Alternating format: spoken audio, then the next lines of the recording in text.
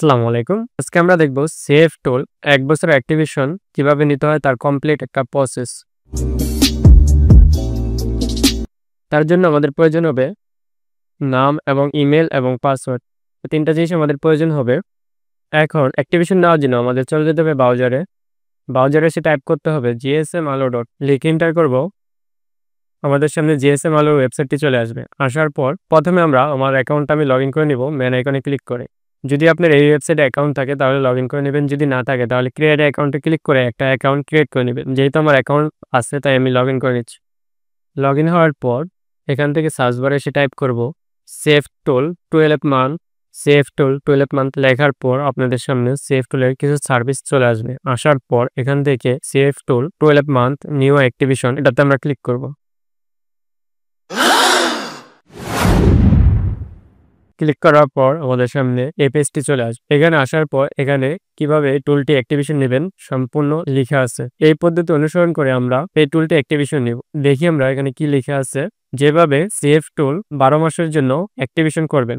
Save টুল 12 মাসের activation করতে প্রথমে সেভ টুলের ওয়েবসাইটে রেজিস্ট্রেশন করুন।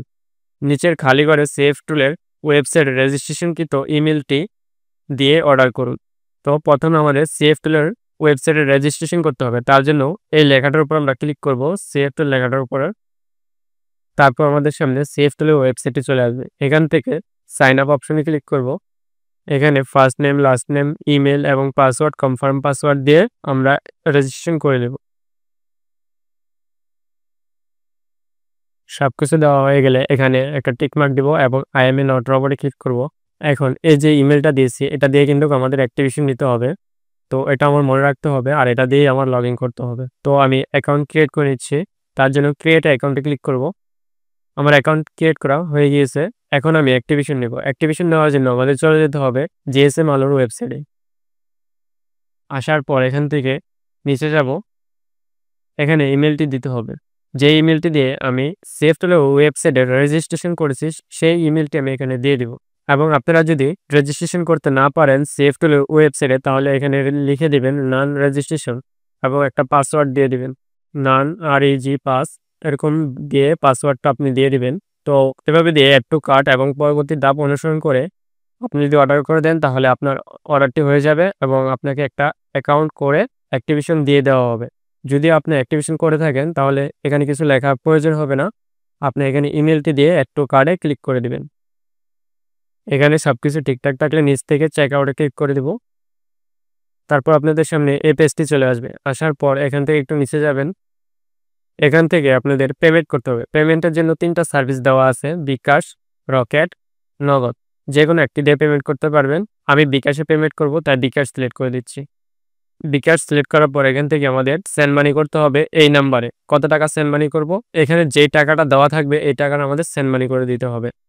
তো আমি এই টাকাটা সেন্ড মানি করে দিচ্ছি। আমার সেন্ড মানি করা হয়ে গেলে আমি যে নাম্বার থেকে সেন্ড মানি করেছি এই নাম্বারটা আমি এই জায়গায় দিয়ে দিব এবং সেন্ড মানি যে করেছি তার একটা ট্রানজ্যাকশন আইডি আছে, আইডিটা আমি এখানে দিয়ে দিব। দিয়ে একটু নিচে যাব।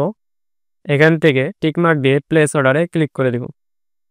আমার অর্ডারটি হয়ে গেছে, আমাকে থ্যাংক ইউ জানিয়ে দেওয়া হয়েছে।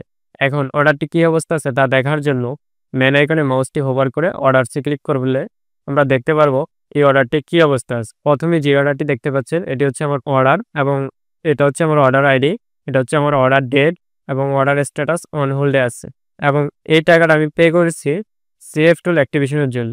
1 থেকে 5 মিনিট কিংবা 10 মিনিট অপেক্ষা করলে আমার এই অর্ডারটি কমপ্লিট হয়ে যাবে। তো আমি কিছুক্ষণ অপেক্ষা করব অর্ডারটি কমপ্লিট হওয়ার জন্য।